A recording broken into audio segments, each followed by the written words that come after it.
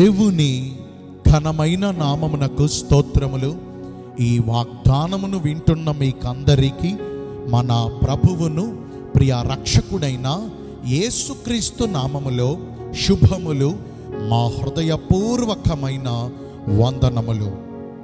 ఈరోజు మీ కొరకైన దేవుని వాగ్దానము ఇర్మియా గ్రంథము 1వ అధ్యాయము 8వ వచనము. భయపడకుము, నిన్ను విడిపించుటకు యెహోవా నీకు తోడై ఉన్నాడు. మంచి దేవుడైన యేసయ్య ఈ మంచి వాగ్దానమును నేడు మనందరి జీవితములలో నెరవేర్చునుగాక. ఆమేన్. ఈ వాగ్దానాన్ని వింటున్న ప్రియ దైవ జనాంగమా, దేని కొరకు భయపడుతున్నారు? మన సమస్యలు, మన బాధలు, మన ఆర్థిక ఇబ్బందులు, మన బలహీనతలు, మన చుట్టూ చోటు చేసుకున్న ప్రతికూల పరిస్థితుల వలన భయపడుతున్నారా? దేనికి భయపడకండి. భయపడకము అని ప్రభువు వారే స్వయముగా మనకి వాగ్దానం చేస్తున్నారు. మనుషులు భయపడవద్దు అని చెప్పవచ్చును, కానీ మనకున్న భయాల నుంచి, మనకున్న బాధల నుంచి, మనకున్న బంధకాల నుంచి వారు విడిపించగలరా? ఒకవేళ మనకున్న భయాలను సాటి మనుషులతో పంచుకుంటే వారు మన భయాలను మరి ఎక్కువ చేస్తారేమో, మన సమస్యలను మరింత తీవ్రతరమైనవిగా చేస్తారేమో. కానీ మన ప్రభు ఈ రోజున భయపడకము అని వాగ్దానము చేస్తున్నారు. మనకున్న భయాల నుంచి కూడా ఆయన నిశ్చయంగా మనందరినీ విడిపిస్తారు. ఒకవేళ మనుషులను మనము ఆశ్రయించామనుకోండి, వారికి మన మీద మంచితనం ఉన్నంత వరకు మనకు తోడుగా ఉన్నట్లు ఉంటారు, మనకు సహాయాలు చేస్తున్నట్లుగా ఉంటారు. ఒకవేళ శరీరులం కదా, ఏదైనా పరిస్థితులు తేడా వస్తే ఉన్నపాటున మనలను విడిచిపెట్టి వెళ్ళిపోతారు.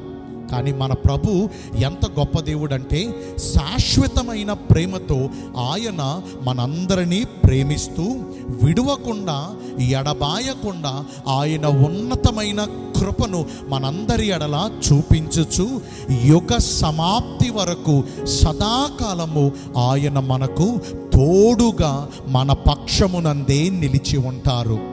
ఆయన మనకు తోడుగా ఉండి మన భయములన్నిటిలో నుండి, మన బంధకములన్నిటిలో నుండి మనలను నిశ్చయంగా విడిపించి రక్షిస్తారు. భక్తుడైన యోసేపు జీవితాన్ని మనం పరిశీలిస్తే, యెహోవా యోసేపుకు తోడుగా ఉండి ఏ దేశమునకైతే బానిసగా వెళ్ళాడో తన బానిస సంకెళ్ళ నుంచి యోసేపును విడిపించి అదే ఐగుప్తు దేశమునకు రాజుగా అభిషేకించారు. ఎంత గొప్ప ధన్యత! ఇంకా ఈ పరిశుద్ధ గ్రంథములో ఎందరో భక్తుల జీవితాలలో వారికి ఎదురైన ప్రతి బాధలలోనూ, ముఖ్యంగా వారి భయములన్నిటిలోనూ యెహోవా వారికి తోడుగా ఉండి వారికి కలుగుచున్న భయములన్నిటిలో నుంచి వారిని విడిపించి క్షేమస్థితిలోనికి వారిని నడిపించారు. ఎందరో భక్తుల జీవితాలలో ఆయన కార్యాలు చేసిన దేవుడు కదా. మరి నేడు ఈ వాగ్దానాన్ని వింటున్న ప్రియ దైవ జనాంగమా, మనకు ఎదురైన ఈ భయములన్నిటిలో నుండి, ఈ బాధలన్నిటిలో నుండి, ఈ శోధనలను, ఈ శ్రమలన్నిటిలో నుండి ఆయన మనకు తోడుగా ఉండి మనలను విడిపించాలంటే మనము చేయవలసిందల్లా మొదటిగా సహనముతో యెహోవా దేవుని సహాయము కొరకు ఎదురు చూడాలి. ఆయన మన జీవితములలో రక్షణ కార్యమును చేయు వరకు ఓపికతో కనిపెట్టుకోవాలి.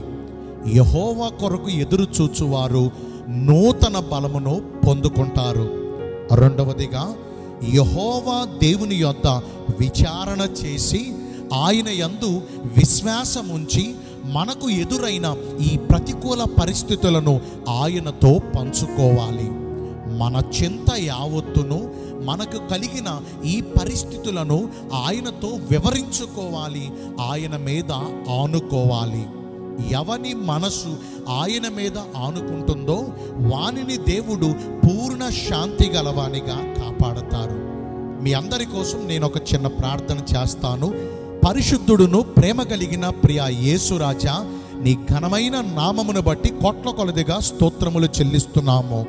మాకు కలిగిన భయములన్నిటిలో నుండి మమ్మను విడిపిస్తానని, మాకు తోడుగా ఉంటానని ఈ రోజున వాగ్దానము ద్వారా మమ్మను ఎంతో ధైర్యపరిచారు.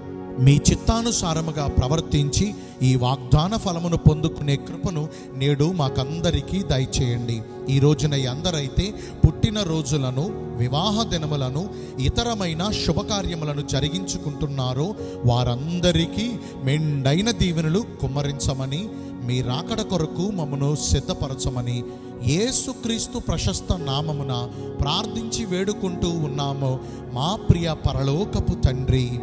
ఆమేన్. దేవుడు మిమ్మునందరినీ దీవించునుగాక.